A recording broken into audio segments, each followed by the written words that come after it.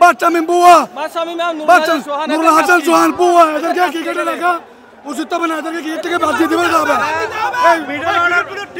Middle order পরবর্তী সুরা দুইজনে একমাত্র শুনেন বাচ্চামিম আমি বলতে চাই টপ অর্ডার মিডল অর্ডার, ওরা মিডল অর্ডার টপ অর্ডার, ওদের পারফরমেন্স কি, ওরা কি করতেছে?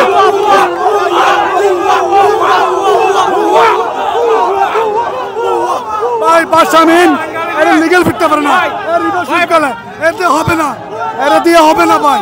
ভাই শান্তকে দিয়ে হবে না, বাংলাদেশকে সোহানকে হবে না। বাংলাদেশকে ভাই গাছ কাটার জন্য ধান কাটার জন্য নিয়ে যান গ্রামে ভাই। ওরা ভাই তহিদ হৃদয় বুয়ো যে টাকাগুলো ভাই বর্তমান ক্রিকেট বোর্ড আছে এগুলোতে দেশের দূর করেন ভাই, ক্রিকেট বন্ধ করে দেন।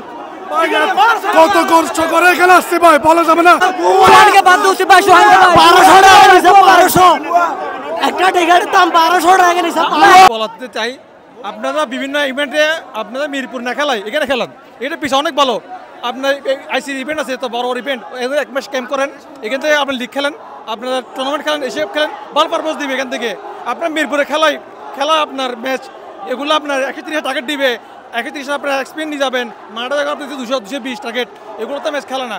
আপনাদের এখানে ম্যাচ খেলান, প্রথম ম্যাচ আসতে সমস্যা নাই, নেক্সট ম্যাচ আরও 2 ম্যাচ আসছে, সামনে আরও খেলবে, এখান থেকে খেললে ডেভেলপ হবে, ক্রিকেটে ডেভেলপ হবে।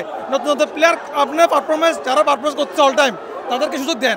আপনার অটো চয়েস করে প্লেয়ারে খেলাচ্ছেন, ওরকম পারফরমেন্স খারাপ হচ্ছে, দেখতে স্বামী পাটারি, জাকির হোসেন, ওদের অটো চয়েস সামনে, এগুলো স্বাভাবিক না। নতুন প্লেয়ার সুযোগ দেন, মোসাদ্দেক হোসেন বিপিএল আপনার খেলতে খেলেন, ওকে নেমে সুযোগ দেন ওদেরকে, তাহলে নেক্সট ক্রিকেটে কিছু উন্নত হবে। এইসব 130 পিচ করে ম্যাচ সামনে ইভেন্ট খেলতে পারবেন না, উন্নত করতে পারবেন না। আমি আগামী সিরিজে সাব্বির রহমানকে এই দলে দেখতে চাই। আমি সাব্বির রহমান বড় ফ্রেন্ড, অবশ্যই জিতবো, অবশ্যই জিতবো। সাব্বির রহমান অন্তত কিছু কোন পজিশনে কার জায়গায় দেখতে চান? সাব্বির আমি হৃদয় জায়গায় দেখতে চাই।